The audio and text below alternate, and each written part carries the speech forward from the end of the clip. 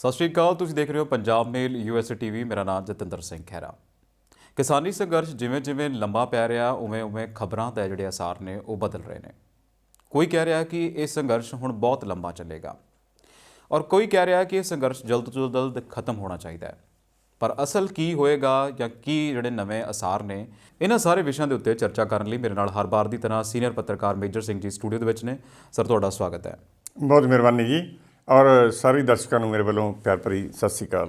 ਲੰਮਾ ਸਮਾਂ ਹੋ ਗਿਆ ਕਿਉਂਕਿ ਸਾਨੂੰ ਲੱਗਦਾ ਸੀ ਕਿ 11 ਗੇੜਾਂ ਦੀ ਮੀਟਿੰਗ ਦੇ ਵਿੱਚ ਵੀ ਸ਼ਾਇਦ ਕੋਈ ਹੱਲ ਮਿਲ ਜਾਊਗਾ, ਪਰ ਉਸ ਤੋਂ ਬਾਅਦ ਉਹ ਮੀਟਿੰਗ ਦੇ ਵਿੱਚ ਵੀ ਹੱਲ ਨਹੀਂ ਹੋਇਆ। ਫਿਰ ਅਸੀਂ 26 ਜਨਵਰੀ ਤੱਕ ਆ ਗਏ ਕਿ 26 ਜਨਵਰੀ ਦੇ ਵਿੱਚ ਕੋਈ ਹੱਲ ਹੋ ਜਾਊਗਾ, ਫਿਰ ਉਹ ਵੀ ਹੱਲ ਨਹੀਂ ਹੋਇਆ। ਫਿਰ ਅੱਗੇ ਹੁਣ ਵੱਧਦੇ ਇੱਦਾਂ ਲੱਗ ਰਿਹਾ ਕਿ ਨਵੇਂ ਦਿਨ, ਜਿਵੇਂ ਰਾਕੇਸ਼ ਟਕੈਤ ਕਹਿੰਦਾ ਕਿ ਅਕਤੂਬਰ ਤੱਕ ਦਾ ਅਲਟੀਮੇਟਮ ਦੇ ਦਿਓ। ਫਿਰ ਉਸ ਤੋਂ ਬਾਅਦ ਬਰਨਾਲੇ ਵਾਲੀ ਰੈਲੀ ਦੇ ਵਿੱਚ ਕੁਝ ਹੋਰ ਪਤਾ ਲੱਗਦਾ ਹੈ। ਇਹਨੂੰ ਕਿਵੇਂ ਦੇਖਦੇ ਹਾਂ, ਕਿਉਂਕਿ ਇੱਦਾਂ ਲੱਗ ਰਿਹਾ ਕਿ ਖਿੱਚਿਆ ਗਿਆ ਹੈ। ਦੇਖੋ, ਗੱਲ ਇਹ ਹੈ ਕਿ ਜਿਹੜਾ ਕਿਸਾਨ ਸੰਘਰਸ਼ ਹੈ ਨਾ, ਇਸ ਨੂੰ ਕਿਸੇ ਇੱਕ ਲੜੀ ਤੋਂ ਤੁਸੀਂ ਫੜ ਕੇ ਉਹਦੇ ਸਿਰੇ 'ਤੇ ਨਹੀਂ ਪਹੁੰਚ ਸਕਦੇ ਜੀ।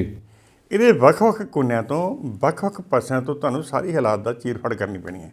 ਫਿਰ ਤੁਸੀਂ ਸਮਝ ਸਕਦੇ ਹੋ ਕਿ ਇਹਦੇ 'ਚ ਕਿੰਨੀ ਕੁ ਤਾਕਤ ਹੈ। ਲੰਬਾ ਚੱਲਣਾ ਹੈ ਜਾਂ ਲੰਬਾ ਚੱਲਦਿਆਂ ਥੱਕ ਕੇ ਟੁੱਟ ਜਾਣਾ ਰਸਤੇ ਜੀ। ਆਮ ਤੌਰ 'ਤੇ ਕੀ ਹੁੰਦਾ ਹੈਗਾ, ਜਿਹੜੀਆਂ ਇਹੋ ਜਿਹੀਆਂ ਜਨਤਕ ਸੰਘਰਸ਼ ਹੁੰਦੇ ਨਾ, ਮੰਗਾਂ ਨੂੰ ਲੈ ਕੇ ਸੰਘਰਸ਼ ਚੱਲਦੇ ਆ ਜੀ, ਉਹ ਬਹੁਤਾ ਚਿਰ ਨਹੀਂ ਲੰਬੇ ਹੁੰਦੇ। ਉਹ 10 ਦਿਨ, 20 ਦਿਨ, 15 ਦਿਨ, ਇਹ ਤੋਂ ਬਾਅਦ ਚੁਣਾਵ ਦਾ ਦਮ ਨਿਕਲ ਜਾਂਦਾ ਹੈਗਾ। ਪਰ ਕਿਸਾਨ ਸੰਘਰਸ਼ ਹੈ ਜਿਹੜਾ ਜਿੰਨੇ ਦਿਨ ਲੰਘਦਾ ਜਾਂਦਾ ਉਹਨੇ ਜ਼ਿਆਦਾ ਉਹ ਮਜ਼ਬੂਤ ਹੁੰਦਾ ਜਾ ਰਿਹਾ ਹੈ। ਜਿਵੇਂ ਅਸੀਂ ਪਹਿਲਾਂ ਵੇਖੀਏ ਕਿ ਕਰੋਨਾ ਦੇ ਵੇਲੇ 'ਚ ਜਦੋਂ ਲੋਕ ਬਾਹਰ ਨਿਕਲਣ ਤੋਂ ਡਰਦੇ ਸੀਗੇ, ਤਾਂ ਉਹਨਾਂ ਦਿਨਾਂ 'ਚ ਇੱਕ ਨਵਾਂ ਢੰਗ ਤਰੀਕਾ ਆਜ਼ਾਦ ਕੀਤਾ ਪ੍ਰੋਟੈਸਟ ਕਰਨ ਦਾ, ਲੋਕਾਂ ਨੂੰ ਜਾਗਰਤ ਕਰਨ ਦਾ, ਲਾਮਬੰਦ ਕਰਨ ਦਾ ਔਰ ਰੋਸ ਪ੍ਰਗਟ ਕਰਨ ਦਾ ਜੀ। ਉਹ ਸੀਗਾ ਕਿ ਪਹਿਲੇ ਦਿਨਾਂ ਜਦੋਂ ਬਹੁਤ ਜ਼ਿਆਦਾ, ਕਿਉਂਕਿ 5 ਜੂਨ ਨੂੰ ਪਿਛਲੇ ਸਾਲ ਇਹ ਜਿਹਨੂੰ ਕਹਿੰਦੇ ਸੀ ਆਰਡੀਨੈਂਸ ਜਾਰੀ ਹੋਇਆ ਸੀ, ਤਾਂ ਜੁਲਾਈ 'ਚ ਲਗਭਗ ਜਾਂ ਜੂਨ ਦੇ ਅਖੀਰਲੇ ਦਿਨਾਂ 'ਚ ਕਿਸਾਨਾਂ ਨੇ ਰੋਸ ਪ੍ਰਗਟ ਕਰਨੇ ਸ਼ੁਰੂ ਕੀਤੇ ਜੀ। ਤਾਂ ਉਦੋਂ ਸਟਾਰਟ ਹੋਇਆ ਸੀ ਕੋਠਿਆਂ 'ਤੇ ਖੜ੍ਹ ਕੇ ਘੰਟੀਆਂ ਵਜਾਉਣ, ਆਪਣਾ ਟੱਲੀਆਂ ਵਜਾਉਣ ਦਾ, ਤਾੜੀਆਂ ਵਜਾਉਣ ਦਾ, ਢੋਲ ਵਜਾਉਣ ਦਾ, ਜਾਂ ਉੱਥੇ ਖੜ੍ਹ ਕੇ ਝੰਡੇ ਲੈ ਕੇ ਨਾਅਰੇ ਮਾਰਨ ਦਾ। ਉਹ ਚੱਲਦਾ ਅਕਤੂਬਰ 'ਚ ਆ ਕੇ ਪੰਜਾਬ 'ਚ ਇੱਕ ਜਨਤਕ ਲਹਿਰ ਦਾ ਰੂਪ ਬਣ ਗਿਆ। ਪੂਰਾ ਪੰਜਾਬ, ਜਦੋਂ ਕਿ ਅਕਤੂਬਰ 'ਚ ਵੀ ਲੋਕੀ ਘਰਾਂ 'ਚੋਂ ਨਿਕਲਣ ਤੋਂ ਜੇ ਬਹੁਤ ਸੰਕੋਚ ਕਰਦੇ ਸੀ ਜੀ, ਡਰਦੇ ਸੀ, ਪਰ ਪੂਰਾ ਪੰਜਾਬੀ ਕਿਸਾਨ ਉਸ ਵੇਲੇ ਸੜਕਾਂ 'ਤੇ ਆ ਉਤਰਿਆ ਸੀ। ਪੰਜਾਬ ਬੰਦ ਵੀ ਹੋਇਆ ਬਹੁਤ ਕਮਾਲ ਦਾ। ਫਿਰ ਉਸ ਤੋਂ ਬਾਅਦ ਪੂਰੇ ਪੰਜਾਬ 'ਚ ਬਹੁਤ ਵੱਡੀਆਂ ਯਾਨੀ ਜਿਹ 'ਚ 50-50 ਹਜ਼ਾਰ ਬੰਦਾ ਆਉਂਦਾ ਰਿਹਾ। 8-9 ਥਾਵਾਂ 'ਤੇ ਸੂਰੇ ਸਟੇਟ ਦੇ ਵਿੱਚ ਰੈਲੀਆਂ ਕੀਤੀਆਂ ਗਈਆਂ ਜੀ। ਉਹਨਾਂ ਰੈਲੀਆਂ ਨੇ ਦੱਸਤਾ ਸੀ ਕਿ ਇਸ ਕਿਸਾਨ ਸੰਘਰਸ਼ ਲਈ ਜਿਹੜੀ ਬੁਨਿਆਦ ਹੈ ਉਹ ਬਹੁਤ ਮਜ਼ਬੂਤ ਟਿਕੀ ਇੱਥੇ ਪੰਜਾਬ 'ਚ। ਉਸ ਦੇ ਸਿੱਟਾ ਹੈ ਜਦੋਂ ਨਵੰਬਰ ਆਇਆ ਤਾਂ ਲੱਗਦਾ ਸੀ ਕੇਂਦਰ ਸਰਕਾਰ ਹਿੱਲ ਗਈ ਹੈਗੀ ਜੀ। ਉਹਨੇ ਪਹਿਲੀ ਵਾਰ ਪੰਜਾਬ ਦੇ ਕਿਸਾਨਾਂ ਨੂੰ ਕਿਹਾ ਕਿ ਆਓ ਤੁਸੀਂ ਦਿੱਲੀ, ਅਸੀਂ ਤੁਹਾਡੇ ਨਾਲ ਗੱਲ ਕਰਾਂਗੇ।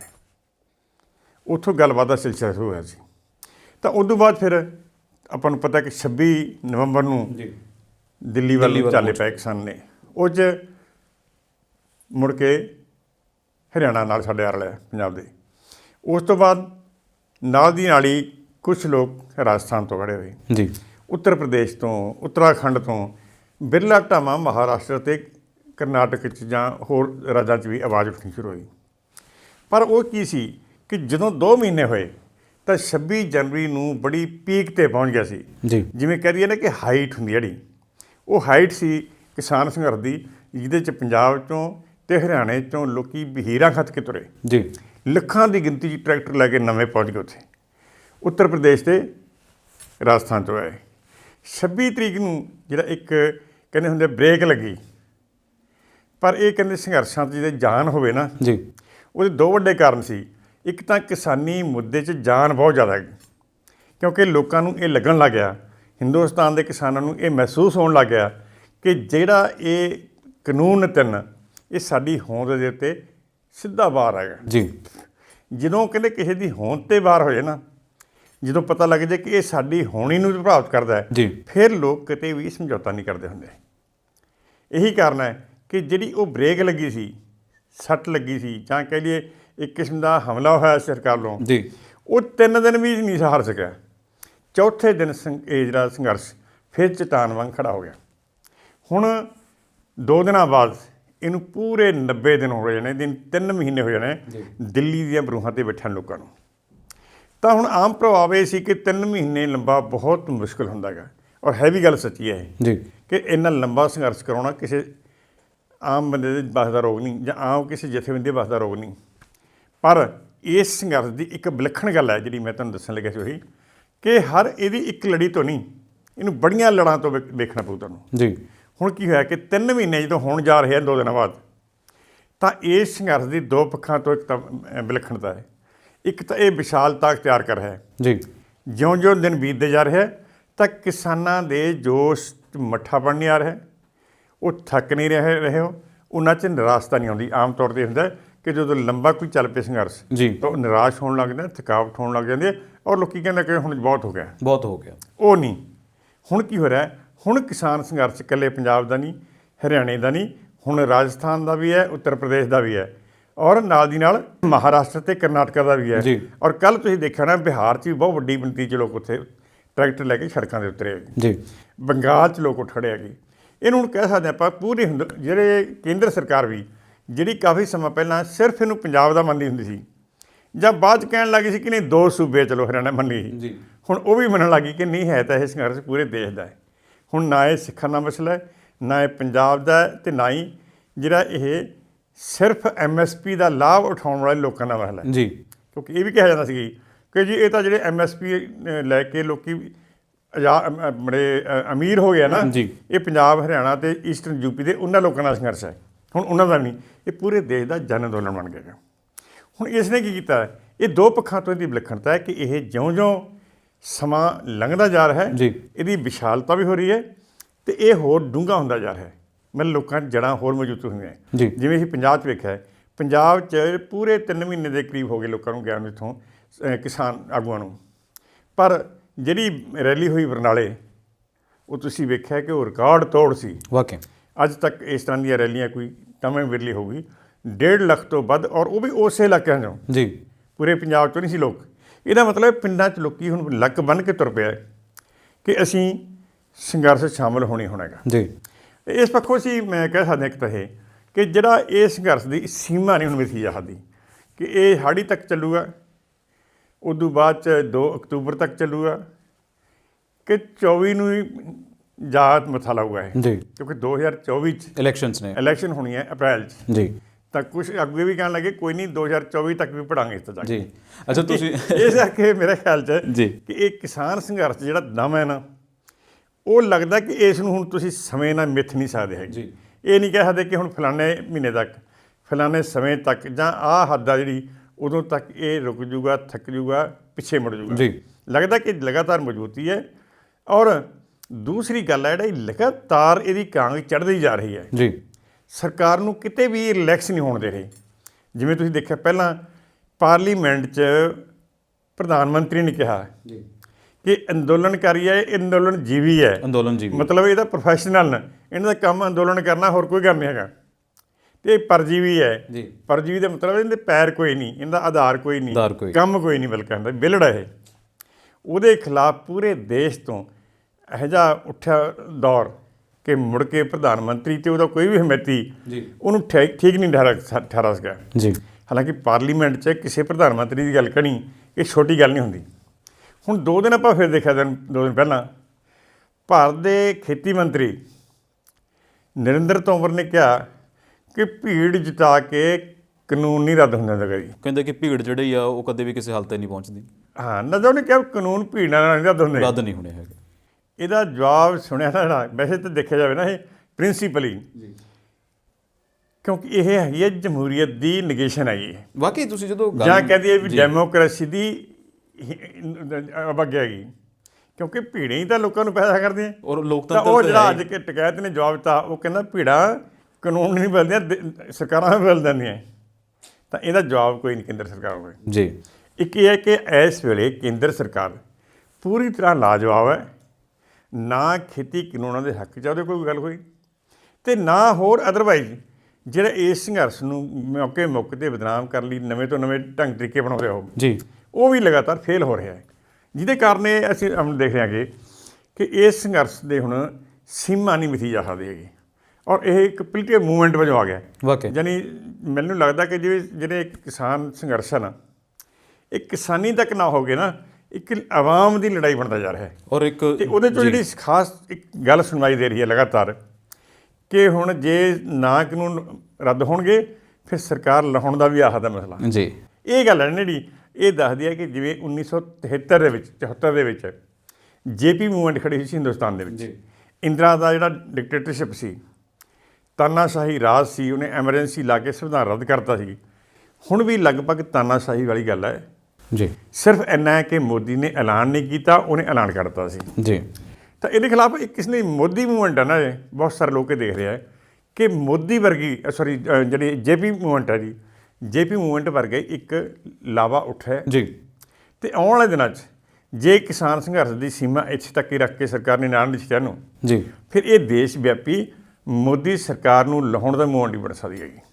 ਜੀ ਬਾਕੀ ਤੁਸੀਂ ਜਦੋਂ ਕਹਿੰਦੇ ਹੋ ਕਿ ਇਹ ਜਿਹੜੀ ਇੱਕ ਆਜ਼ਾਦੀ ਦੀ ਲਹਿਰ ਵਾਂਗੂ ਹੋ ਰਿਹਾ, ਬਹੁਤ ਸਾਰੇ ਲੋਕ ਇਹਨੂੰ ਉਹਦੇ ਨਾਲ ਵੀ ਜੋੜ ਕੇ ਦੇਖ ਰਹੇ ਨੇ ਕਿ ਆਜ਼ਾਦੀ ਵਾਲੀ ਲੜਾਈ ਵਰਗਾ ਹਿਸਾਬ ਹੈ। ਤੁਹਾਨੂੰ ਲੱਗਦਾ ਹੈ ਕਿ ਕੁਝ ਇਦਾਂ ਦਾ ਵੀ ਹੈ? ਨਹੀਂ ਨਹੀਂ, ਬਿਲਕੁਲ ਇਹੀ, ਕਿਉਂਕਿ ਮੈਂ ਤੈਨੂੰ ਕਹਿੰਦਾ ਕਿ ਜਦੋਂ ਜੇਪੀ ਮੂਵਮੈਂਟ ਚੱਲੀ ਹੈ ਨਾ, ਉਹਨੂੰ ਵੀ ਕਿਹਾ ਵੀ ਇਹ ਦੂਜੀ ਆਜ਼ਾਦੀ ਦੀ ਲੜਾਈ ਹੈ। ਜੀ ਉਦੋਂ ਵੀ ਬਿਲਕੁਲ ਇਹੀ ਚੱਲਿਆ ਸੀ। ਜੀ ਔਰ ਉਦੋਂ ਵੀ ਇਹੀ ਸੀ ਕਿ ਬਿਹਾਰ 'ਚ ਉੱਠਿਆ ਸੀ। ਬਿਹਾਰ ਦੇ ਕੁਝ ਥਾਵਾਂ 'ਤੇ ਪਹਿਲਾਂ ਮੂਵਮੈਂਟ ਆਈ ਅਤੇ ਲੋਕਾਂ ਨੂੰ ਇਹ ਸੀ ਪਹਿਲੇ ਦਿਨਾਂ 'ਚ ਕਿ ਇਹ ਤਾਂ ਬਿਹਾਰ ਦਾ ਛੋਟਾ ਜਿਹਾ ਇੱਕ ਪਾਰਟ ਹੈਗਾ। ਪਰ ਉਦੋਂ ਪਤਾ ਲੱਗਿਆ ਜਦੋਂ ਉਹਦੇ ਨਾਲ ਪੰਜਾਬ ਬਹੁਤ ਵੱਡੀ ਧਿਰ ਬਣ ਕੇ ਖੜ੍ਹ ਗਿਆ, ਫਿਰ ਹੋਰ ਸੂਬੇ ਆ ਖੜ੍ਹੇ ਅਤੇ ਇੱਕ ਐਡੀ ਵੱਡੀ ਮੂਵਮੈਂਟ ਬਣ ਗਈ ਕਿ ਜਿਹ 'ਚ ਫਿਰ ਨਾ ਇੰਦਰਾ ਕਿਤੇ ਲੱਭੀ, ਨਾ ਸੰਜੇ ਗਾਂਧੀ ਲੱਭਿਆ, ਕਿਤੇ ਕੋਈ ਦੇਹ ਹੀ ਨਹੀਂ ਹੈਗਾ, ਅਤੇ ਸਾਰੇ ਉਹਨੂੰ ਛੱਡ ਕੇ ਮਾਰਿਆ ਸੀ।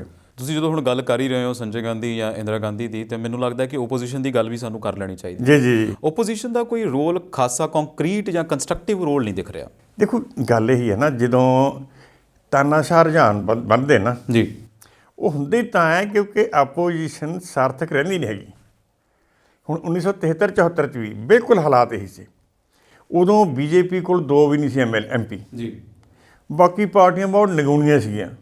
ਨੈਸ਼ਨਲ ਲੈਵਲ 'ਤੇ ਜਿਹੜੇ ਖੱਬੇ ਪਾਰਟੀਆਂ ਉਹ ਵੀ ਥੱਲੇ ਨੂੰ ਜਾ ਰਹੀਆਂ ਸੀ। ਜੀ ਜਿਹਦਾ ਮਤਲਬ ਕਹਿਣ ਦਾ ਕਿ ਉਦੋਂ ਕੋਈ ਇਹੋ ਜਿਹੀ ਸਰਕਰਦਾ ਨੈਸ਼ਨਲ ਪੱਧਰ 'ਤੇ ਆਪੋਜੀਸ਼ਨ ਪਾਰਟੀ ਨਹੀਂ ਜਿਹੜੀ ਪਾਰਲੀਮੈਂਟ 'ਚ ਘੇਰ ਕੇ ਉਹਨੂੰ ਕਹਿ ਸਕੇ ਕਿ ਆਹ ਤੁਸੀਂ ਗਲਤ ਕਰ ਰਹੇ ਹੋ, ਜੀ ਜਾਂ ਲੋਕਾਂ 'ਚ ਸੁਣਵਾਈ ਕਰਕੇ ਉਹਨੂੰ ਰੋਕ ਸਕੇ।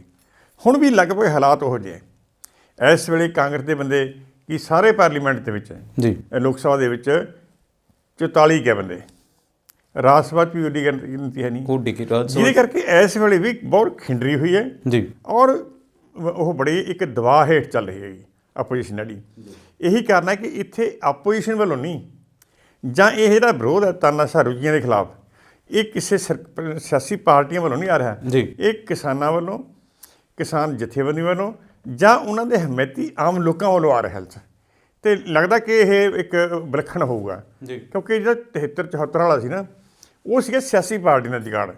ਜੇਪੀ ਨੇ ਸਾਰੀਆਂ ਸਿਆਸੀ ਪਾਰਟੀਆਂ ਇਕੱਠੀਆਂ ਕੀਤੀਆਂ ਨੇ, ਪਰ ਇਹ ਹੈ ਕਿ ਇਹ ਕਿਸਾਨ ਜਥੇਬੰਦੀਆਂ ਇਕੱਠੀਆਂ ਹੋਣਗੀਆਂ ਔਰ ਉਹਦੇ ਨਾਲ ਜਨਤਕ ਜਥੇਬੰਦੀਆਂ, ਖੇਤ ਮਜ਼ਦੂਰਾਂ ਦੀਆਂ, ਸਨਅਤੀ ਮਜ਼ਦੂਰਾਂ ਦੀਆਂ, ਮੁਲਾਜ਼ਮਾਂ ਦੀਆਂ, ਵੱਖ-ਵੱਖ ਧਾਰਮਿਕ ਫਿਰਕਿਆਂ ਦੀਆਂ, ਉਹ ਇਕੱਠੀਆਂ ਹੋ ਕੇ ਇਕਜੁੱਟਤਾ ਦਿਖਾ ਰਹੀਆਂ ਹੈਗੀਆਂ ਸੀ। ਮੇਜਰ ਜੀ, ਜਦੋਂ ਗੱਲ ਨਰਿੰਦਰ ਸਿੰਘ ਤੋਮਰ ਦੀ ਹੁੰਦੀ ਹੈ ਤੇ ਉਹ ਅਕਸਰ ਕਹਿੰਦੇ ਕਿ ਅਸੀਂ ਹੁਣ ਟੇਬਲ 'ਤੇ ਆਉਣ ਲਈ ਤਿਆਰ ਹਾਂ। ਇੱਦਾਂ ਹੀ ਨਰਿੰਦਰ ਮੋਦੀ ਕਹਿੰਦੇ ਨੇ ਕਿ ਅਸੀਂ ਟੇਬਲ 'ਤੇ ਆਉਣ ਲਈ ਤਿਆਰ ਹਾਂ। ਔਰ ਅਸੀਂ ਵੀ ਜਾਣਦੇ ਹਾਂ ਕਿ ਦੁਨੀਆ ਦਾ ਕਿੱਡਾ ਵੀ ਵੱਡਾ ਵਿਸ਼ਾ ਹੋਵੇ, ਉਹ ਟੇਬਲ ਟਾਕ ਦੇ ਉੱਤੇ ਸੁਧਰਿਆ ਜਾ ਸਕਦਾ ਹੈ ਜਾਂ ਉਹਦਾ ਹੱਲ ਕੋਈ ਲੱਭਿਆ ਜਾ ਸਕਦਾ ਹੈ। ਪਰ ਜਦੋਂ ਕਿਸਾਨੀ ਸੰਘਰਸ਼ ਦੀ ਗੱਲ ਕਰਦੇ ਹਾਂ ਤਾਂ ਬਹੁਤ ਵਾਰ ਟੇਬਲ ਟਾਕ ਹੋਈ ਹੈ।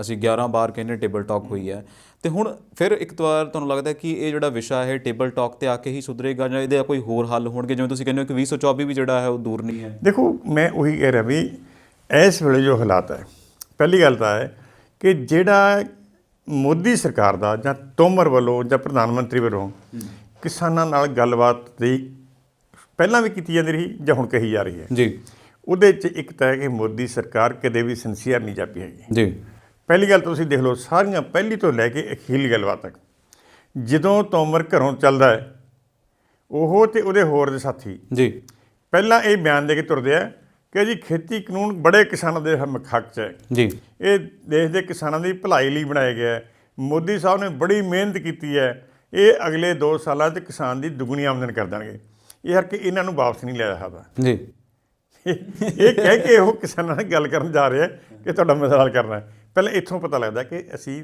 ਗੱਲਬਾਤ ਪ੍ਰਤੀ ਬਿਲਕੁਲ ਵੀ ਦਿਆਨਤਦਾਰ ਨਹੀਂ ਹੈਗੇ। ਜੀ ਕਿਉਂਕਿ ਜੇ ਅਸੀਂ ਇਹ ਕਹੀਏ ਕਿ ਅਸੀਂ ਖੁੱਲ੍ਹਾ ਮਨ ਲੈ ਕੇ ਜਾ ਰਹੇ ਹਾਂ, ਫਿਰ ਇਹ ਹੁੰਦਾ ਹੈ, ਫਿਰ ਬੰਦਾ ਇਹ ਕਹਿੰਦਾ ਹੈ ਕਿ ਜੀ ਅਸੀਂ ਅੱਜ ਗੱਲਬਾਤ ਹੋ ਰਹੀ ਹੈ, ਉਮੀਦ ਰੱਖਦੇ ਹਾਂ ਕਿ ਉੱਥੇ ਬੜੇ ਖੁੱਲ੍ਹੇ ਮਨ ਨਾਲ ਹੋ, ਜੀ ਅਸੀਂ ਵੀ ਖੁੱਲ੍ਹੇ ਮਨ ਨਾਲ ਕਰਾਂਗੇ, ਕਿਸਾਨਾਂ ਤੋਂ ਵੀ ਉਮੀਦ ਰੱਖਦੇ ਹਾਂ ਕਿ ਉਹ ਵੀ ਖੁੱਲ੍ਹੇ ਮਨ ਨਾਲ ਕਰਨਗੇ। ਹੁਣ ਜਦੋਂ ਤੁਸੀਂ ਆਪ ਇੱਕ ਗੱਲ 'ਤੇ ਪਹਿਲੇ ਸਟਿਕ ਹੋ ਕੇ ਜਾਂਦੇ ਹੋ, ਜੀ ਤੁਸੀਂ ਕਿਵੇਂ ਉਮੀਦ ਰੱਖਦੇ ਹੋ ਕਿਸਾਨਾਂ ਤੋਂ ਕਿ ਉਹ ਪਿੱਛੇ ਹਟ ਕੇ ਤੁਹਾਡੇ ਨਾਲ ਗੱਲ ਕਰਨਗੇ ਜੀ ਜਾਂ ਕੋਈ ਹੋਰ ਆਪਸ਼ਨ ਰੱਖ ਸਕਣਗੇ? ਜੀ ਕਿਉਂਕਿ ਦੇਖੋ ਹਮੇਸ਼ਾ ਹੀ ਕੀ ਹੁੰਦਾ ਹੈ, ਜਦੋਂ ਕਦੇ ਵੀ ਕਿਸੇ ਮਾਮਲੇ 'ਚ, ਕਿਸੇ ਖੜੋ 'ਚ, ਕਿਸੇ ਇਸ਼ੂ ਨੂੰ ਹੱਲ ਕਰਨਾ ਹੁੰਦਾ ਹੈ ਤਾਂ ਹਾਵੀ ਧਿਰ ਸਰਕਾਰ ਹੁੰਦੀ ਹੈ। ਜੀ ਤਾਂ ਸਰਕਾਰ ਵੱਲੋਂ ਪ੍ਰਪੋਜ਼ਲਾਂ ਆਉਂਦੀਆਂ ਹੈ, ਤਾਂ ਸਰਕਾਰ ਵੱਲੋਂ ਪੋਜ਼ੀਟਿਵ ਐਟੀਟਿਊਡ ਦਿਖਾਇਆ ਜਾਂਦਾ ਹੈ ਜੀ ਤੇ ਉਹਦੇ 'ਤੇ ਫਿਰ ਅੰਦੋਲਨਕਾਰੀ ਆਪਣਾ ਰਿਐਕਸ਼ਨ ਦਿੰਦੇ ਹੁੰਦੇ ਆ। ਜੀ ਇੱਥੇ ਉਲਟਾ ਹੈ ਕਿ ਅੰਦੋਲਨਕਾਰੀ ਵਾਰ-ਵਾਰ ਚੰਗਾ ਪੱਖ ਦੇ ਰਹੇ ਆ ਔਰ proposal ਲੈ ਕੇ ਜਾ ਰਹੇ ਆ। ਸਰਕਾਰਾਂ ਆਪਣੀਆਂ ਅੜੀ ਫੜ ਰਹੀਆਂ ਹੋਈਆਂ। ਹੁਣ ਇੱਥੇ ਕੀ ਹੈ, ਜਦੋਂ ਉਹ ਪਹਿਲਾਂ ਆਉਂਦੇ ਆ ਕਹਿੰਦੇ ਨੇ, ਫਿਰ ਜਦੋਂ ਮੀਟਿੰਗ ਖਤਮ ਹੁੰਦੀ ਹੈ ਤੋਮਰ ਸਾਹਿਬ ਦਾ ਫਿਰ ਇੱਕ ਬਿਆਨ ਆਉਂਦਾ ਨਾਲ ਦੀ ਨਾਲ ਹੀ ਟੀਵੀ ਚੈਨਲਾਂ 'ਤੇ ਹੋਰ ਨੂੰ ਕਿ ਜੀ ਅਸੀਂ ਕਿਸਾਨਾਂ ਦੀ ਭਲਾਈ ਲਈ ਪੂਰੀ ਤਰ੍ਹਾਂ ਰਕਾਵਾਂਗੇ। ਜੀ ਇਹੀ ਕਿਸਾਨ ਨਹੀਂ, ਸਾਰੇ ਹੋਰ ਵੀ ਬਹੁਤ ਸਾਰੇ ਕਿਸਾਨ ਹੈ, ਉਹ ਸਾਡੇ ਨਾਲ ਗੱਲਾਂ ਬਾਤਾਂ ਕਰਦੇ ਆ, ਜੀ। ਉਹ ਕਹਿੰਦੇ ਆ ਤਾਂ ਕਿਸਾਨਾਂ ਦੇ ਹਿੱਤ ਹੀ ਬੜੇ ਹੈਗੇ ਬਿੱਲ, ਵਾਕਈ। ਆ ਕਾਨੂੰਨ ਇਹ ਵਾਪਸ ਨਹੀਂ ਲੈ ਜਾਂਦੇ। ਹੁਣ ਇੱਥੋਂ ਪਤਾ ਲੱਗਦਾ ਕਿ ਸਰਕਾਰ ਨੇ ਭਾਵੇਂ 11-12 ਵਾਰ ਗੱਲਬਾਤ ਕੀਤੀ, ਪਰ ਇੱਕ ਦਿਆਨਤਦਾਰ ਜਿਹੜਾ ਉਹ ਪਰੜਾ ਕਦੀ ਵੀ ਸਾਹਮਣੇ ਨਹੀਂ ਆਇਆ ਹੈਗਾ, ਜੀ ਜਿਹਦੇ ਕਰਕੇ ਇਹ ਹੋਇਆਗਾ ਕਿ ਕਿਸੇ ਵੀ ਮਾਮਲੇ 'ਤੇ ਕਿਸੇ ਤਰ੍ਹਾਂ ਦੀ ਕੋਈ ਗੱਲ ਅੱਗੇ ਵਧਣ 'ਚ ਰੁਕਾਵਟ ਨਹੀਂ ਰਹੀ। ਪਰ ਹੁਣ ਵੀ ਜੇ ਸਰਕਾਰ ਉਹੀ ਚਾਲਬਾਜ਼ੀਆਂ ਕਿ ਪ੍ਰਧਾਨ ਮੰਤਰੀ ਪੌਣੇ ਘੰਟੇ ਦਾ ਕਿਸਾਨ ਸੰਘਰਸ਼ ਨੂੰ ਬਦਨਾਮ ਕਰਨ ਦਾ ਜੀ ਭਾਸ਼ਣ ਦਿੰਦੇ ਆ, ਉਸ ਤੋਂ ਬਾਅਦ ਇੱਕ ਲਾਈਨ 'ਚ ਕਿ ਹਮ ਬਾਤ ਕਰਨ ਲਈ ਤਿਆਰ ਹਾਂ, ਤੋਮਰ 20 ਮਿੰਟ ਆਪਣੀ ਕਿਸਾਨ ਸੰਘਰਸ਼ ਦੇ ਖਿਲਾਫ ਬੋਲਦਾ ਹੈਗਾ, ਉਹਨਾਂ ਨੂੰ ਬਦਨਾਮ ਕਰਦਾ ਹੈ, ਨਾਲ ਕਿ ਹਮ ਬਾਤਚੀਤ ਕਰਨ ਲਈ ਤਿਆਰ ਹਾਂ। ਦੇਖੋ ਇਹ ਕੋਈ ਤਰੀਕਾ ਨਹੀਂ ਹੁੰਦਾ ਹੈਗਾ। ਜੀ ਇਹ ਕੀ ਤਰੀਕਾ ਹੈ? ਇਹ ਤਰੀਕਾ ਹੈ ਦੂਸਰੇ ਨੂੰ ਬੁਲੀ ਕਰਨ ਦਾ, ਦੂਸਰੇ ਨੂੰ ਬਦਨਾਮ ਕਰਨ ਦਾ, ਉਹਦੇ ਉੱਤੋਂ ਦੀ ਹੋ ਕੇ ਆਪਣੇ ਆਪ ਨੂੰ ਹਾਵੀ ਕਰਨ ਦਾ। ਇਹ ਐਟੀਟਿਊਡ ਸਰਕਾਰ ਨੂੰ ਤਿਆਗਣਾ ਪਊਗਾ ਜੋ ਚਾਹੁੰਦੀ ਹੈ ਕਿ ਕਿਸੇ ਨਾ ਕਿਸੇ ਤਰ੍ਹਾਂ ਦਾ ਇਹਨੂੰ ਮਸਲੇ ਨੂੰ ਹੱਲ ਕਰਕੇ ਇੱਕ ਚੰਗਾ ਮਾਹੌਲ ਸਿਰਜਿਆ ਜਾਵੇ। ਜੀ ਇਹਨਾਂ ਦਾ ਇੱਥੇ ਵੱਡਾ ਨੁਕਸਾ ਹੈ। ਤੇ ਹੁਣ ਨਵੀਂ ਗੱਲਬਾਤ ਕਰਨ ਦੇ ਵਿੱਚ ਅੜਿੱਕਾ ਵੀ ਇਹੀ ਹੈ। ਜੀ ਜਨਰਲ ਤਾਂ ਕਹਿਣਾ ਹਾਂਜੀ ਤਿਆਰ ਹਾਂ ਅਸੀਂ, ਪਰ ਕਰ ਰਹੀ ਹੈ ਨਹੀਂ। ਹੁਣ ਮੇਰੇ ਖਿਆਲ ਜੇ ਗੱਲ ਹੋਊਗੀ ਨਾ ਕਿਸੇ ਠੋਸ ਗੱਲ ਤੇ ਉਹ ਬੰਦਾ ਹੋਣੀ ਵੀ ਨਹੀਂ ਹੈਗੀ। ਜੀ ਜੀ ਅੱਛਾ, ਉਹਨਾਂ ਨੇ ਉਹੀ ਗੱਲ ਆ ਨਾ ਕਿ ਉਹ ਕਹਿੰਦੇ ਜੀ ਅਸੀਂ ਤਾਂ ਸਿਰਫ ਫੋਨ ਦੇ ਉਡੀਕ ਦੇ ਵਿੱਚ, ਉਹ ਫੋਨ ਕਿਹੜਾ ਸ਼ਾਇਦ ਹਾਲੇ ਤੱਕ ਉਹ ਵੀ ਨਹੀਂ ਪਤਾ ਲੱਗਿਆ। ਔਰ ਇਹ ਤਾਂ ਜਿਵੇਂ ਨਾ ਬੱਚੇ ਨੂੰ ਕਹਿਣਾ ਵੀ ਉਹ ਕੋਕੋ ਆ ਗਈ, ਉਹ ਕੋਕੋ ਲੈ ਗਈ, ਉਹ ਇਹ ਤਾਂ ਬੱਚਿਆਂ ਨੂੰ ਫਰਾਉਣ ਵਾਲੀਆਂ ਗੱਲਾਂ ਵਾਕਈ। ਅੱਛਾ, ਸਰਕਾਰ ਦਾ ਇਹ ਵੀ ਨਹੀਂ ਪਤਾ ਲੱਗਦਾ ਕਿ ਖੁੱਲ੍ਹਾ ਮਨ ਕਿਹੜਾ, ਉਹ ਹਰ ਵਾਰ ਕਹਿੰਦੀ ਹੈ ਕਿ ਅਸੀਂ ਖੁੱਲ੍ਹੇ ਮਨ ਦੇ ਨਾਲ ਗੱਲਬਾਤ ਕਰਨ ਲਈ ਤਿਆਰ ਹਾਂ। ਹੋਰ ਵੀ ਗੱਲਾਂ ਬਹੁਤ ਕਰਾਂਗੇ, ਪਰ ਇੱਥੇ ਰੁਕਦੇ ਹਾਂ ਛੋਟੇ ਜਿਹੇ ਬ੍ਰੇਕ ਦੇ ਲਈ। ਮਿਲਦੇ ਹਾਂ ਬ੍ਰੇਕ ਦੇ ਉਸ ਪਾਰ। ਦੇਖਦੇ ਰਹੋ ਪੰਜਾਬ ਮੇਲ USA TV।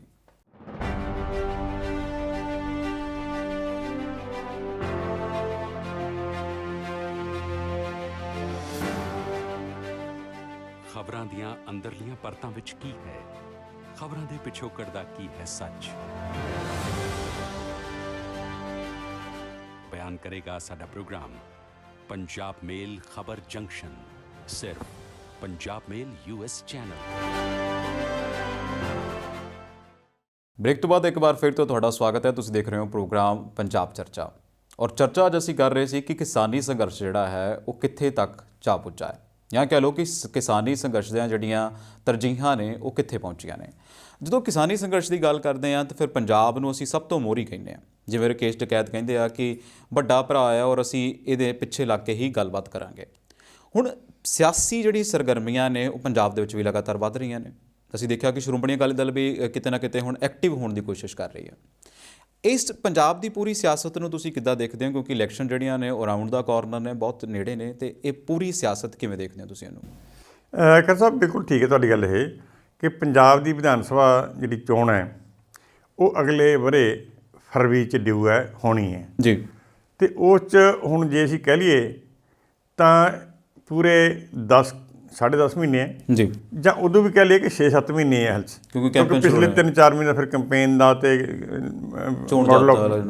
ਕੰਡਕਟ ਲੱਗਣ ਦਾ ਇਹ ਆ ਜਾਣਾ ਹੁੰਦਾ ਹੈਗਾ। ਇਹ ਅਕਤੂਬਰ ਤੱਕ ਵੱਧ ਤੋਂ ਵੱਧ ਹੁਣ ਟਾਈਮ ਹੈਗਾ 8 ਮਹੀਨੇ ਲਾ ਲਓ ਜੀ। ਹੁਣ ਇਸ ਨੂੰ ਲੈ ਕੇ ਜਿਹੜਾ ਹੈਗਾ ਇਹ ਪੰਜਾਬ 'ਚ ਸਰਗਰਮੀ ਸਾਰੀਆਂ ਪਾਰਟੀਆਂ ਕੋਸ਼ਿਸ਼ ਕਰ ਰਹੀਆਂ। ਪਿੱਛੇ ਆਪਣੀ ਇਹਦੀ ਮਿਊਨਿਸਪਲ ਇਲੈਕਸ਼ਨ ਹੋਈ ਇੱਥੇ, ਉਸ ਰਾਹੀਂ ਵੀ ਕੋਸ਼ਿਸ਼ ਕੀਤੀ ਇਹਨੇ ਕਰਨ ਦੀ ਜੀ। ਪਰ ਇਸ ਇਲੈਕਸ਼ਨ 'ਚ ਵੀ ਜਿਹੜਾ ਪੰਜਾਬ ਦੇ ਵੀ ਮੁੱਦਾ ਫਿਰ ਕਿਸਾਨੀ ਸੰਘਰਸ਼ ਹੀ ਬਣਾ ਹੈਗਾ। ਬਿਲਕੁਲ। ਹਾਲਾਂਕਿ ਕਿਸਾਨੀ ਸੰਘਰਸ਼ ਦਾ ਜਿਹੜੀਆਂ ਇਹ ਕੌਂਸਲਾਂ ਦੀਆਂ ਜਾਂ ਨਿਗਮਾਂ ਦੀਆਂ ਕੁਝ ਚੋਣਾਂ ਸੀਗੀਆਂ, ਇਹਨਾਂ ਕੋਈ ਸਿੱਧਾ ਲੈਣਾ ਦੇਣਾ ਨਹੀਂ ਹੈਗਾ। ਪਰ ਕਿਉਂਕਿ ਪੰਜਾਬ ਦਾ ਕੇਂਦਰੀ ਮੁੱਦਾ ਬਣਿਆ ਹੋਇਆ ਇਸ ਵੇਲੇ ਸੰਘਰਸ਼ ਜੀ ਕਿਸਾਨਾਂ ਦਾ, ਇਹ ਕਰਕੇ ਉੱਥੇ ਕਿਸਾਨ ਸੰਘਰਸ਼ ਹੀ ਮੁੱਦਾ ਮੇਨ ਸੀ। ਜਿਵੇਂ ਬੀਜੇਪੀ ਨੂੰ ਉੱਥੇ ਚੋਣ ਪ੍ਰਚਾਰ 'ਚ ਨਹੀਂ ਐਂਟਰ ਹੋਣ ਦਿੱਤਾ ਗਿਆ, ਜੀ ਉਹਨਾਂ ਦੇ ਉਮੀਦਵਾਰਾਂ ਨੂੰ ਪ੍ਰਚਾਰ ਨਹੀਂ ਕਰਨ ਦਿੱਤਾ ਗਿਆ ਲੋਕਾਂ ਵੱਲੋਂ। ਉਹਨੇ ਕਿਹਾ ਵੀ ਅਸੀਂ ਨਹੀਂ ਵੋਟ ਪਾਉਣੇ ਤੁਹਾਨੂੰ। ਜੀ ਇਹ ਆਪਣੇ ਆਪ 'ਚ ਇੱਕ ਬੜੀ ਵੱਡੀ ਗੱਲ ਹੈ ਕਿ ਪੰਜਾਬ 'ਚ ਜਾਂ ਪੰਜਾਬ ਵਰਗੇ ਇੱਕ ਅਗਾਂਹਵਧੂ ਸੂਬੇ 'ਚ ਕਿਸੇ ਇੱਕ ਪਾਰਟੀ ਨੂੰ ਲੋਕਾਂ ਵੱਲੋਂ ਇਹ ਕਹਿ ਦੇਣਾ ਕਿ ਨਹੀਂ ਵੀ ਤੁਸੀਂ ਪ੍ਰਚਾਰ ਨਹੀਂ ਕਰ ਸਕਦੇ, ਮਨਫੀ ਹੋ ਗਈ ਕਹਿ ਸਕਦੇ ਹਾਂ, ਬੀਜੇਪੀ। ਉਹ ਮਨਫੀ ਹੋ ਗਈ ਹੈ। ਤੇ ਦੂਸਰੀਆਂ ਪਾਰਟੀਆਂ ਨੇ ਵੀ ਕੋਸ਼ਿਸ਼ ਕੀਤੀ, ਪਰ ਫਿਰ ਇਹਦੇ ਬਾਵਜੂਦ ਵੀ ਅਸੀਂ ਦੇਖਦੇ ਹਾਂ ਨਾ, ਪੰਜਾਬ 'ਚ ਅਜੇ ਪੋਲੀਟੀਕਲ ਪਾਰਟੀਆਂ ਦੀ ਐਕਟੀਵਿਟੀ ਕਹਿ ਲਈਏ, ਸਰਗਰਮੀ ਕਹਿ ਲਈਏ, ਜਾਂ ਉਹਨਾਂ ਵੱਲੋਂ ਜਿਹੜਾ ਸੈਂਟਰ ਸਟੇਜ 'ਤੇ ਆਉਣ ਦਾ ਯਤਨ ਹੈ ਨਾ, ਉਹ ਕਾਮਯਾਬ ਹੁੰਦਾ ਨਜ਼ਰ ਨਹੀਂ ਆਇਆ ਹੈਗਾ। ਇਹੀ ਕਾਰਨ ਹੈ ਕਿ ਹੁਣ ਸੰਘਰਸ਼ ਲਮਕ ਰਿਹਾ ਹੈਗਾ। ਜੀ ਜਿਹੜਾ ਪਹਿਲਾਂ ਇਹ ਸੀ ਕਿ ਸ਼ਾਇਦ ਜਨਵਰੀ 'ਚ ਖਤਮ ਹੋ ਜੇ, ਫਿਰ ਅਸੀਂ ਫਰਵਰੀ 'ਚ ਹੋ ਜੇ, ਪਰ ਫਰਵਰੀ ਵੀ ਹੁਣ ਸਮਝੋ ਲੰਘ ਗਿਆ ਆਲਮੋਸਟ ਗਿਆ।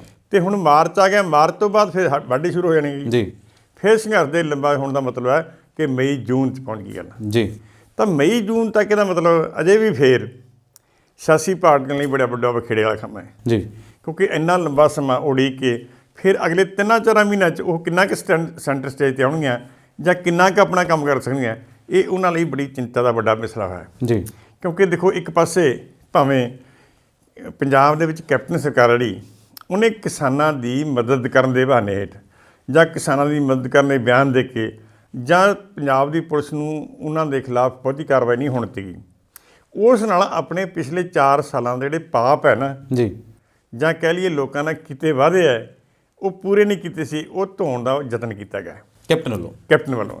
ਕਿਉਂਕਿ ਕੈਪਟਨ ਸਰਕਾਰ ਆਈ ਇਸ ਗੱਲ 'ਤੇ ਸੀ, ਜੀ ਉਹਨੇ ਕਿਹਾ ਸੀ ਕਿ ਅਸੀਂ ਕਿਸਾਨਾਂ ਸਿਰ ਚੜ੍ਹਿਆ 90,000 ਕਰੋੜ ਦਾ ਕਰਜ਼ਾ ਇੱਕ ਪਾਈ ਮਾਫ ਕਰਾਂਗੇ, ਵਾਪਸ ਕਰਾਂਗੇ। ਇੱਥੋਂ ਤੱਕ ਕਿ ਕਿਸਾਨਾਂ ਦੇ ਘਰਾਂ ਜਾ ਕੇ ਕੈਪਟਨ ਨੇ ਐਫੀਡੇਵਿਟ ਸਾਈਨ ਕੀਤੇ ਸੀਗੇ ਜੀ ਕਿ ਜਦ ਸਾਡੀ ਸਰਕਾਰ ਬਣੂਗੀ, ਆਹ ਲਓ ਸਾਡੇ ਸਾਈਨ ਤੇ ਤੁਹਾਡਾ ਮਾਫ, ਲੀਗ ਫੇਰਾਂਗੇ। ਇਹ ਕਹਿੰਦੇ ਸੀ ਲੀਗ ਫੇਰਾਂਗੇ ਜੀ ਹਾਂਜੀ।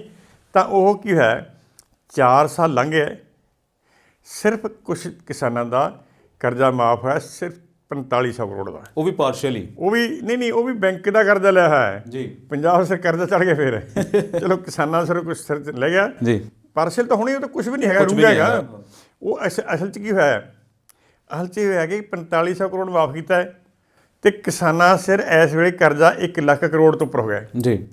10,000 ਕਰੋੜ ਰੁਪਏ ਵੱਧ ਗਏ ਸਗੋਂ ਪਿਛਲੇ 4 ਸਾਲਾਂ 'ਚ। ਇੱਕ ਤਾਂ ਇਹ ਗੱਲ ਹੈਗੀ। ਸੈਕੰਡ ਕਿਹਾ ਸੀ ਕਿ ਅਸੀਂ ਬੇਅਦਬੀ ਦੀਆਂ ਘਟਨਾਵਾਂ ਜਿਹੜੀਆਂ ਪੰਜਾਬ 'ਚ ਹੋਈਆਂ, ਜਿਹਦੇ ਸੇਕ ਨੇ ਅਕਾਲੀ ਦਲ ਨੂੰ ਚੰਗੀ ਬੁਰੀ ਤਰ੍ਹਾਂ ਲੂਹ ਸੁੱਟਿਆ ਸੀਗਾ, ਜੀ ਉਹਨਾਂ ਬਾਰੇ ਕਿਹਾ ਕਿ ਜੀ ਅਸੀਂ ਉਹਨਾਂ ਨੂੰ ਮਿਸਾਲੀ ਸਜ਼ਾਵਾਂ ਦੇਵਾਂਗੇ, ਜੀ। ਉਹਨਾਂ ਨੂੰ ਗ੍ਰਿਫਤਾਰ ਕਰਾਂਗੇ, ਨੰਗੇ ਕਰਾਂਗੇ ਔਰ ਉਹਨਾਂ 'ਤੇ ਮੁਕੱਦਮੇ ਚਲਾ ਕੇ ਸਜ਼ਾਵਾਂ ਦੇਵਾਂਗੇ। ਉਹ 'ਚ ਅਸੀਂ ਦੇਖਦਾ ਕਿ 4 ਸਾਲ ਹਾਲਾਂਕਿ ਕਾਂਗਰਸ ਪਾਰਟੀ ਦੇ ਕੈਡਰ ਵੱਲੋਂ ਵੀ, ਜੀ ਇੱਥੋਂ ਤੱਕ ਕਿ ਮੰਤਰੀਆਂ ਵੱਲੋਂ ਜਿਹੜੀ ਇਹਨਾਂ ਦੀ ਆਪਣੀ ਕੈਬਨਿਟ ਮੀਟਿੰਗਾਂ ਗਈਆਂ, ਜੀ। ਉਹਨਾਂ 'ਚ ਵੀ ਮੁੱਦੇ ਉੱਠਦੇ ਰਹੇ। ਇਹਦੇ ਬਾਵਜੂਦ 4 ਸਾਲ ਹੁਣ ਲੰਘ ਚੁੱਕੇ ਹੈਗੇ, ਜੀ।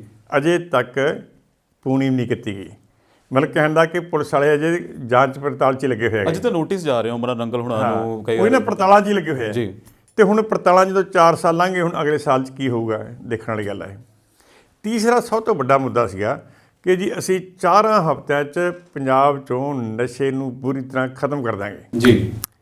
ਉਹ ਕਿੰਨਾ ਖਤਮ ਕੀਤਾ ਹੈ, ਇਹ ਸਾਰਿਆਂ ਨੇ ਦੇਖਿਆ ਕਿ ਕਰੋਨਾ ਦੇ ਮਾਮਲੇ 'ਚ ਜੋ 3 ਸਾਲ ਲੰਘ ਚੁੱਕੇ ਸੀ, ਪੰਜਾਬ ਦੀ ਜਿਹੜੀਆਂ ਡਿਸਟਿਲਰੀਆਂ ਨੇ, ਜੀ, ਸ਼ਰਾਬ ਦੇ ਕਾਰਖਾਨੇ ਹੈ, ਉਹ 'ਚ ਧੜਾ ਧੜ ਟਰੱਕਾਂ ਦੇ ਟਰੱਕ ਨਕਲੀ ਸ਼ਰਾਬ ਦੇ ਵਿਕਦੇ ਰਹੇ ਲੋਕਾਂ 'ਚ। ਔਰ ਉਦੋਂ ਬਾਅਦ 'ਚ ਜਿਹੜੀ ਪਿੰਡਾਂ ਦੇ ਵਿੱਚ ਮਾਝੇ 'ਚ ਨਕਲੀ ਸ਼ਰਾਬ ਇੰਨੀ ਵਿਕੀ ਕਿ 100 ਬੰਦਾ ਉਹ ਦਾਰੂ ਪੀ ਕੇ ਮਰ ਗਏ। ਜੀ। ਤਰਨਤਾਰਨ ਦੀ ਗੱਲ ਹਾਂ, ਤਾਂ ਪੂਰੇ ਮਾਝੇ 'ਚ ਸੀ, ਤਰਨਤਾਰਨ ਜ਼ਿਆਦਾ ਸੀ, ਉਦੋਂ ਸਾਰੇ ਮਾਝੇ 'ਚ ਸੀ। ਔਰ ਉਸ ਮਾਮਲੇ 'ਚ ਕਿਸੇ ਖਿਲਾਫ ਕੁਝ ਨਹੀਂ ਹੋਇਆ। 4 ਦਿਨ ਦੀ ਪੁਲਿਸ ਵੱਲੋਂ ਥਾਪੜਾ ਦਫੜੀ ਜੋ ਦਿਖਾਉਂਦੇ ਹੁੰਦੇ ਆ, ਉਸ ਤੋਂ ਬਾਅਦ ਨਾ ਕੋਈ ਵੱਡਾ ਬੰਦਾ ਫੜਿਆ ਗਿਆ, ਨਾ ਉਹ ਕੌਣ ਸਪਲਾਈ ਕਰਦਾ ਸੀ ਉਹ ਫੜਿਆ ਗਿਆ ਕੋਈ, ਤੇ ਨਾ ਹੀ ਜਿਨ੍ਹਾਂ ਨੇ ਕੀਤਾ ਸੀ ਉਹਨਾਂ 'ਤੇ ਕੋਈ ਮਿਸਾਲੀ ਕਾਰਵਾਈ ਹੋਈ ਹੈ। ਜੀ। ਇਸ ਤਰ੍ਹਾਂ ਹੋਰ ਪਿਛਲੇ 4 ਸਾਲ ਤੁਸੀਂ ਦੇਖਿਆ ਪੰਜਾਬ 'ਚ ਅਮਨ ਕਾਨੂੰਨ ਦੀ ਹਾਲਤ ਕੀ ਹੈ। ਜੀ। ਜੇ ਦੂਜੀ ਗੱਲ ਇਹ ਕਿ ਪੰਜਾਬ 'ਚ 4 ਸਾਲ ਤੋਂ ਲਗਾਤਾਰ ਅਫਸਰਸ਼ਾਹੀ ਦਾ ਰਾਜ ਹੈ, ਸਿਆਸੀ ਬੰਦਿਆਂ ਦੀ ਪੁੱਛ ਦੱਸ ਕੋਈ ਨਹੀਂ। ਕੈਪਟਨ ਸਾਹਿਬ ਆਪਣੇ ਫਾਰਮ ਹਾਊਸ 'ਤੇ ਬੈਠੇ, ਜੀ, ਬਾਹਰ ਕਿਤੇ ਜਾਂਦੇ ਨਹੀਂ। ਉਹ ਜਨਮ ਦਿਨ ਮਨਾਉਂਦੇ ਨੇ। ਪੰਜਾਬ ਦੇ ਮੁੱਖ ਮੰਤਰੀ ਆ ਉਹ, ਤੇ ਪੰਜਾਬ 'ਚ ਪੂਰੇ 4 ਸਾਲ 'ਚ, ਜੀ, ਮਤਲਬ ਲਗਭਗ 700-800 ਦਿਨਾਂ ਦੇ ਵਿੱਚ ਨਹੀਂ ਨਹੀਂ ਸੌਰੀ ਜ਼ਿਆਦਾ ਦਿਨਾਂ 'ਚ। 1000 ਤੋਂ ਵੱਧ ਦਿਨਾਂ 'ਚ 1000 ਤੋਂ ਵੱਧ ਦਿਨਾਂ 'ਚ ਉਹ 10 ਵਾਰ ਪੰਜਾਬ ਆਏ ਹੋਏ ਨੇ ਸਾਰੇ। ਉਹ ਵੀ ਕਿੱਥੇ? ਆਪਣੇ ਪਟਿਆਲੇ ਕਿਸੇ ਫੰਕਸ਼ਨ 'ਚ ਜਾਂ ਇੱਕ ਅੱਧੀ ਥਾਂ ਤੇ ਹੋਰ। ਅੱਛਾ, ਉਹ ਬਹੁਤ ਸਾਰੇ ਜ਼ਿਲ੍ਹੇ ਤੋਂ 4 ਸਾਲ 'ਚ ਆਏ ਕਿਤੇ ਨਹੀਂ ਅਜੇ ਤੱਕ। ਜੀ ਹਾਂਜੀ, ਇਹ ਤਾਂ ਮਤਲਬ ਇੱਕ ਮੈਂ ਆਪਣੇ ਆਪ 'ਚ ਹੀ ਅਜੂਬਾ ਹੀ ਹੈ ਵਾਕਿਆ। ਕਿ ਕੋਈ ਕਿਸੇ ਪ੍ਰਾਂਤ ਦਾ ਮੁੱਖ ਮੰਤਰੀ ਹੋਵੇ ਉਹ ਸੂਬੇ 'ਚ ਹੀ ਨਾ ਆਵੇ ਕਦੇ। ਅੱਛਾ, ਮੇਜਰ ਸਾਹਿਬ ਤੁਹਾਨੂੰ ਸਵਾਲ ਇਹ ਸੀ, ਮੈਂ ਵਿੱਚੋਂ ਟੋਕ ਵੀ ਰਿਹਾ ਹਾਂਜੀ ਸੀ, ਜੀ। ਇਹ ਰਹਿੰਦੇ ਕਿੱਥੇ ਨੇ? ਕਹਿੰਦੇ ਕਿ ਜਨਮ ਦਿਨ ਬਹੁਤ ਮਨਾਉਂਦੇ ਨੇ। ਨਹੀਂ, ਰਹਿੰਦੇ ਹੈ ਕਿ ਚੰਡੀਗੜ੍ਹ ਤੋਂ ਬਾਹਰ ਜੀ। ਇੱਕ ਇਹਨਾਂ ਨੇ ਆਪਣਾ ਫਾਰਮ ਹਾਊਸ ਬਣਾਇਆ ਹੈਗਾ ਜਿਹੜਾ ਬਿਲਕੁਲ ਹਿਮਾਚਲ ਦੇ ਪੈਰਾਂ ਹੇਠ ਆ ਉੱਥੇ, ਜਿਹਨੂੰ ਸਿਸਮਾ ਨਦੀ ਦੇ ਨਾਲ ਹੈਗਾ ਜੀ। ਉੱਥੇ ਬਹੁਤ ਕਾਫੀ ਵੱਡਾ ਹੈ। ਉੱਥੇ ਪਾਕਿਸਤਾਨੀ ਮਿੱਤਰ ਰਹਿੰਦੇ ਨਾਲ ਜੀ। ਤੇ ਉੱਥੇ ਹੀ ਰਹਿੰਦੇ ਆ। ਕਿਸੇ ਨੂੰ ਨਾ ਤਾਂ ਹੈ ਇਹਨਾਂ ਨੇ ਸਰਕਾਰੀ ਕੋਠੀ ਵੀ ਛੱਡ ਰੱਖੀ ਹੈ ਕਿ ਕਦੋਂ ਵੀ ਕੋਈ ਰਾਸ਼ਟਰਪਤੀ ਚੁਣਿਆ ਜਾਂਦਾ ਤਾਂ ਉਹ ਰਾਸ਼ਟਰਪਤੀ ਭਵਨ ਦੇ ਵਿੱਚ ਰਹਿੰਦਾ ਆ ਕੇ। ਜੀ। ਉਹਦੀ ਰਿਹਾਇਸ਼ ਉੱਥੇ ਹੁੰਦੀ ਹੈ। ਉਹਦਾ ਦਫ਼ਤਰ ਹੁੰਦਾ ਨਾ, ਉਹ ਦਫ਼ਤਰ 'ਚ ਮੀਟਿੰਗਾਂ ਹੁੰਦੀਆਂ ਔਰ ਲੋਕ ਜਨ ਸਭਾ ਵੀ ਬੁਲਾਉਂਦੇ। ਭਾਵੇਂ ਤੁਸੀਂ ਦੇਖ ਲਓ ਵੀ ਹੁਣ ਅਮਰੀਕਾ ਦਾ ਰਾਸ਼ਟਰਪਤੀ ਹੈ, ਉਹ ਨਿਸ਼ਚਿਤ ਹੈ ਕਿ ਵਾਈਟ ਹਾਊਸ 'ਚ ਰਹੂਗਾ ਉਹ। ਜੀ। ਜੇ ਵਾਈਟ ਹਾਊਸ 'ਚੋਂ ਕਿਤੇ ਉਹਨੇ ਇੱਕ ਦਿਨ ਬਾਹਰ ਰਹਿਣਾ ਨਾ, ਉਹਦੀ ਨੋਟੀਫਿਕੇਸ਼ਨ ਹੁੰਦੀ ਹੈ ਕਿ ਜੋ ਬਾਹਰ ਗਿਆ ਹੈਗਾ। ਇੱਦਾਂ ਹੀ ਪ੍ਰਧਾਨ ਮੰਤਰੀ ਸਾਡੇ ਕੋਈ ਵੀ ਹੁੰਦਾ ਜੀ। ਪਰ ਇੱਕ ਪੰਜਾਬ ਦਾ ਹੀ ਮੁੱਖ ਮੰਤਰੀ ਹੈ ਜਿਹੜਾ ਆਪਣੇ ਸਰਕਾਰੀ ਰਿਹਾਇਸ਼ ਜਿਹੜੀ ਉਹਨੂੰ ਅਥੋਰਾਈਜ਼ਡ ਹੈ ਉਹਦੇ 'ਚ ਨਹੀਂ ਰਹਿ ਰਿਹਾ। ਉਹ ਜੀ। ਬਾਹਰ ਆਪਣੇ ਫਾਰਮ ਹਾਊਸ 'ਚ ਰਹਿੰਦਾ ਹੈਗਾ। ਨਾ ਉਹ ਆਪਣੇ ਦਫ਼ਤਰ ਜਾਂਦਾ ਕਦੀ। ਦਫ਼ਤਰ 'ਚ ਸਭੀ ਕਿਤੇ ਸਾਲ 'ਚ 2-4 ਵਾਰ ਕਿਤੇ ਚਲੇ ਜਾਵੇ ਤਾਂ ਵੱਖਰੀ ਗੱਲ ਹੈ, ਨਹੀਂ ਸਾਰਾ ਟਾਈਮ ਆਪਣੇ ਘਰੋਂ ਆਪ ਦਫ਼ਤਰ ਚਲਾਉਂਦੇ ਆ। ਹੁਣ ਜਿਹੜੀ ਇਹ ਨਾ ਇਹ ਬਕਾਇਦਗੀ ਹੈ ਇਹ ਕੋਈ, ਕਿਉਂਕਿ ਕੋਈ ਕਹੇ ਕਿ ਨਹੀਂ ਘਰੇ ਬਹੁਤ ਵਧੀਆ ਦਫ਼ਤਰ ਚੱਲਦਾ ਮੇਰਾ, ਫਿਰ ਦਫ਼ਤਰ ਕਾਹਦੇ ਲਈ ਬਣਾਇਆ? ਫਿਰ ਦਫ਼ਤਰ ਕਿਉਂ ਬਣਾਇਆ? ਫਿਰ ਤਾਂ ਸਾਰੇ ਇਹੀ ਕੰਮ ਹੋਇਆ ਹੈ ਕਿ ਸਾਰੇ DC ਸਾਰੇ ਦੂਜੇ ਸਭ ਘਰਾਂ 'ਚ ਬੈਠੇ ਹੈ। ਲੋਕ ਮਿਲਦਾ ਕੋਈ ਨਹੀਂ। ਜੀ। ਕਿਉਂਕਿ ਜੈਸਾ ਰਾਜਾ ਤੈਸੀ ਪ੍ਰਜਾ ਕੇ ਕਹਿੰਦੇ ਨਾ, ਉਹ ਹੁੰਦੇ ਉਹ ਕਹਿੰਦੇ ਜਦੋਂ ਰਾਜਾ ਨਹੀਂ ਦਫ਼ਤਰ ਹੁੰਦਾ ਅਸੀਂ ਕਿਉਂ ਆਈਏ। ਜੀ। ਹਾਂਜੀ, ਇਹ ਸਰ ਕਿਹੜਾ ਨਾ ਪੰਜਾਬ 'ਚ ਜਿਹੜਾ 4 ਸਾਲ 'ਚ ਬਹੁਤ ਮੰਦਾ ਹਾਲ ਹੈ ਤੇ ਹੁਣ 6 ਮਹੀਨਿਆਂ 'ਚ ਕੈਪਟਨ ਸਾਹਿਬ ਨੂੰ ਰਿਕਵਰ ਕਰ ਸਕਣਗੇ, ਇਹ ਵੱਡਾ ਸਵਾਲ ਹੈ ਜਿਹੜੇ। ਜੀ। ਸੋ ਕਿਤੇ ਨਾ ਕਿਤੇ ਲੱਗਦਾ ਕਿ ਸਿਆਸੀ ਫੇਰ ਬਦਲ 'ਚ ਇਹ ਕਾਂਗਰਸ ਜਿਹੜੀ ਹੈ ਉਹਨੂੰ ਬਹੁਤ ਵੱਡਾ ਕੰਮ ਕਰਨਾ ਪੜੇਗਾ ਇਹਨਾਂ 6 ਮਹੀਨੇ। ਬਿਲਕੁਲ। ਦੂਸਰੇ ਪਾਸੇ ਅਕਾਲੀ ਦਲ ਹੈ। ਜੀ। ਦੇਖੋ ਅਕਾਲੀ ਦਲ ਪਹਿਲੇ 2-2.5 ਸਾਲ ਤੜੇ ਉਹ ਬੇਅਦਬੀ ਦੇ ਚੰਬੇ ਹੋਏ ਨਮੋਸ਼ੀ 'ਚ ਰਹੇ। ਜੀ। ਪਿੱਛੇ ਥੋੜ੍ਹਾ ਇਹਨਾਂ ਨੇ ਵਧਣਾ ਸ਼ੁਰੂ ਕੀਤਾ ਸੀ ਤੇ ਉੱਤੋਂ ਇਹਨਾਂ ਨੂੰ ਮਾਰ ਪੈ ਗਈ ਕਿਸਾਨੀ ਸੰਘਰਸ਼ ਖੇਤੀ ਕਾਨੂੰਨਾਂ ਦੀ। ਜੀ। ਕਿਉਂਕਿ ਕੇਂਦਰ ਸਰਕਾਰ 'ਚ ਸ਼ਾਮਲ ਸੀਗੇ, ਉਸ ਖੇਤੀ ਕਾਨੂੰਨਾਂ 'ਤੇ ਦਸਤਖਤ ਕਰਨ ਵਾਲਿਆਂ 'ਚ ਭਾਈਵਾਲ ਸੀਗੇ, ਜਿਹਦੇ ਕਰਕੇ ਇਹਨਾਂ ਨੂੰ ਸਰਕਾਰ 'ਚੋਂ ਬਾਹਰ ਆਉਂਦੇ ਆ, ਖੇਤੀ ਕਾਨੂੰਨਾਂ ਦਾ ਵਿਰੋਧ ਕਰਦੇ ਆ। ਕਾਫੀ ਸਮਾਂ ਬੀਤ ਗਿਆ ਤੇ ਆ ਕੇ ਕਿਤੇ ਅਖੀਰ ਅਕਤੂਬਰ 'ਚ ਜਿਹੜਾ ਉਹ ਬਾਹਰ ਆਏ ਨੇ। ਤਾਂ ਉਸ ਤੋਂ ਬਾਅਦ 'ਚ ਇਹਨਾਂ ਨੇ ਛੋਟੀ ਬਹੁਤ ਸਰਗਰਮੀ ਕੀਤੀ ਹੈ। ਪਰ ਅਜੇ ਵੀ ਲੱਗਦਾ ਨਾ ਪੰਜਾਬ 'ਚ ਜਿਵੇਂ ਲੋਕਾਂ ਨੇ ਮਹਿਸੂਸ ਨਹੀਂ ਕੀਤਾ ਕਿ ਅਕਾਲੀ ਦਲ ਮੁੱਖ ਵਿਰੋਧੀ ਪਾਰਟੀ ਹੈ ਜੀ, ਜਾਂ ਪੰਜਾਬ ਦੇ ਹਿੱਤਾਂ ਨਾਲ ਸਰੋਕਾਰ ਰੱਖਣ ਵਾਲੀ ਅਹਿਮ ਪਾਰਟੀ ਹੈ ਜੀ। ਇਹਦੇ ਵੱਲੋਂ ਉਹਨੂੰ ਰਿਕੋਗਨਾਈਜ਼ ਹੋਣ 'ਚ ਜਾਂ ਆਪਣੀ ਮਾਨਤਾ ਹਾਸਲ ਕਰਨ 'ਚ ਕਿ ਅਸੀਂ ਸਹੀ ਜੈਨੂਅਨ ਵਿਰੋਧੀ ਧਿਰਾਂਗੇ, ਲੱਗਦਾ ਅਜੇ ਵੀ ਇਹਨੂੰ ਅਗਲੇ 8-9 ਮਹੀਨੇ 'ਚ ਯਤਨ ਕਰਨੇ ਪੈਣਗੇ। ਇੱਕ ਤਾਂ ਇਹ ਕਿ 2 ਪਾਰਟੀਆਂ ਤਾਂ ਇਹ ਇਸ ਵਾਲੇ ਜੀ, ਤੀਸਰੀ ਹੈਗੀ ਆਮ ਆਦਮੀ ਪਾਰਟੀ ਜੀ, ਜਿਹੜੀ ਥੋੜ੍ਹਾ ਬਹੁਤ ਰੈਲੀਵੈਂਟ ਹੋ ਰਹੀ ਸੀ। ਪਰ ਪਿਛਲੇ ਦਿਨਾਂ 'ਚ ਜਿਹੜਾ ਉਹਦਾ ਵੀ ਹਾਲ ਹੋਏਗਾ, ਉਸ ਤੋਂ ਲੱਗਦਾ ਨਹੀਂ ਕੋਈ ਕਿ ਆਉਣ ਵਾਲੇ 6-7 ਮਹੀਨਿਆਂ 'ਚ ਕੋਈ ਕ੍ਰਿਸ਼ਮਾ ਦਿਖਾ ਦੇਣਗੇ ਉਹ ਜੀ। ਹਾਲਾਂਕਿ ਉਹਨਾਂ ਨੇ ਭੱਜ ਨੱਠ ਬੜੀ ਕੀਤੀ, ਖੇਤੀ ਕਾਨੂੰਨਾਂ ਦੇ ਖਿਲਾਫ ਬਿਆਨਬਾਜ਼ੀ ਵੀ ਹੋਈ, ਹੋਰ ਕਈ ਕੁਛ। ਪਰ ਜਿਵੇਂ 2016-17 ਦਾ ਐਕਸਪੀਰੀਅੰਸ ਰਿਹਾ ਜੀ, ਲੱਗਦਾ ਕਿ ਲੋਕਾਂ ਨੇ ਉਹਨਾਂ 'ਤੇ ਮੁੜ ਕੇ ਭਰੋਸਾ ਇਤਬਾਰ ਕਰਨਾ ਜਾਇਜ਼ ਨਹੀਂ ਸਮਝਿਆ ਇਹ ਵੀ ਜੀ। ਉਹਨਾਂ ਨੂੰ ਵੀ ਇਹ 7-8 ਮਹੀਨਿਆਂ 'ਚ 9 ਮਹੀਨਿਆਂ 'ਚ ਕੀ ਰਿਕਵਰ ਕਰ ਸਕਣਗੇ ਆਪ ਨੂੰ, ਇਹ ਵੀ ਵੱਡਾ ਸਵਾਲ ਹੈਗਾ ਜੀ। ਤਾਂ ਹੁਣ ਸਵਾਲ ਇਹ ਹੈ ਕਿ ਜਿਹੜੀ ਲਗਾਤਾਰ ਕਿਸਾਨ ਸੰਘਰਸ਼ 'ਚ ਲਟਕਦਾ ਜਾ ਰਿਹਾ ਔਰ ਸਮਾਂ ਘਟਦਾ ਜਾ ਰਿਹਾ ਜੀ ਚੋਣਾਂ ਲਈ, ਅਤੇ ਸਿਆਸੀ ਪਾਰਟੀਆਂ ਲੋਕਾਂ 'ਚੋਂ ਇਰੈਲੀਵੈਂਟ ਹੈ ਹਾਲ ਵੀ ਜੀ, ਮੈਂ ਲੋਕਾਂ ਦੇ ਸੈਂਟਰ ਸਟੇਜ 'ਤੇ ਨਹੀਂ ਆਈਆਂ। ਇਹ ਵੱਡੀ ਸਮੱਸਿਆ ਇਸ ਵੇਲੇ ਪੰਜਾਬ 'ਚ ਬਣੀ ਹੋਈ ਹੈਗੀ ਜੀ। ਹੁਣ ਇਹ ਅਗਲੇ 8-9 ਮਹੀਨਿਆਂ 'ਚ ਕਰ ਸਕਣੇ ਨਹੀਂ ਕਰ ਸਕਣਗੇ, ਇਹ ਬੜੀ ਵੱਡੀ ਮੁਸ਼ਕਿਲ ਬਣੀ ਹੋਈ ਹੈ। ਔਰ ਇਹ ਦੇਖਣ ਵਾਲਾ ਸਮਾਂ ਹੋਏਗਾ 8-9 ਮਹੀਨੇ ਕਿ ਕਿਵੇਂ ਜਿਹੜਾ ਅਸਲ 'ਚ, ਕਿਉਂਕਿ ਕਿਸਾਨ ਸੰਘਰਸ਼ ਦਾ ਜੇ ਮਈ-ਜੂਨ ਤੱਕ ਤਾਂ ਹੁਣ ਆਏਗਾ, ਉਦੋਂ ਬਾਅਦ ਹੀ ਪਤਾ ਲੱਗੂ ਕਿ ਸਿਆਸੀ ਪਾਰਟੀਆਂ ਨੂੰ ਮਾਹੌਲ ਕਿਹੋ ਜਿਹਾ ਮਿਲਦਾ, ਆਉਣ ਵਾਲੀ ਇਲੈਕਸ਼ਨ ਵਾਸਤੇ ਕੀ ਹੁੰਦਾ। ਕਿਉਂਕਿ ਬਹੁਤੇ ਲੋਕ ਤਾਂ ਹੁਣ ਇਹ ਵੀ ਕਹਿਣ ਲੱਗੇ ਕਿ ਜੀ ਅਗਲੀ ਇਲੈਕਸ਼ਨ ਤਾਂ ਹੁਣ ਢਿੱਲ-ਮੁੱਲ ਵਾਲੀ ਹੋਊਗੀ, ਕਿਸੇ ਇੱਕ ਪਾਰਟੀ ਨੂੰ ਨਹੀਂ ਹੋਣਾ ਹੈਗਾ ਜੀ, ਅੱਡੋ-ਅੱਡੀ ਕਿਸੇ ਦੇ ਕਿੰਨੇ ਉਹ ਵਿਚਾਲਾ ਜਾ ਹੋਊਗਾ, ਹਾਂ ਅਸੈਂਬਲੀ ਬਣਾ ਹਾਂਜੀ ਹਾਂ ਜੀ। ਵਾਕਈ ਲੱਗ ਤੇ ਹੀ ਰਿਹਾ ਅਸਾਰ ਜੋ ਨੇ ਪੰਜਾਬ ਦੇ ਔਰ ਪੰਜਾਬ ਦੀ ਪੋਲੀਟਿਕਸ ਦੇ ਕਿ ਕੀ ਹੋਊਗਾ। ਇਹ ਸ਼ਾਇਦ ਅਗਲੇ ਜਿਹੜੇ 6-7-8 ਮਹੀਨੇ ਆ ਬੜੇ ਕਰੂਸ਼ਲ ਹੈ, ਜਿਹਨੂੰ ਕਿ ਲਈ ਖਾਸ ਹੈ ਔਰ ਨਿਗਾਹ ਰੱਖਣ ਵਾਲੇ ਨੇ। ਔਰ ਮੇਜਰ ਜੀ ਤੁਹਾਡਾ ਬਹੁਤ-ਬਹੁਤ ਧੰਨਵਾਦ, ਤੁਸੀਂ ਹਰ ਵਾਰ ਆਉਂਦੇ ਹੋ ਔਰ ਇੰਨੀਆਂ ਜਿਹੜੇ ਗੱਲਾਂ ਤੁਸੀਂ ਡਿਟੇਲ ਦੇ ਨਾਲ ਸਾਡੇ ਨਾਲ ਸਾਂਝੀਆਂ ਕਰਦੇ ਹੋ। ਬਹੁਤ ਮਿਹਰਬਾਨੀ ਜੀ, ਤੁਹਾਡਾ ਵੀ ਬਹੁਤ-ਬਹੁਤ ਧੰਨਵਾਦ।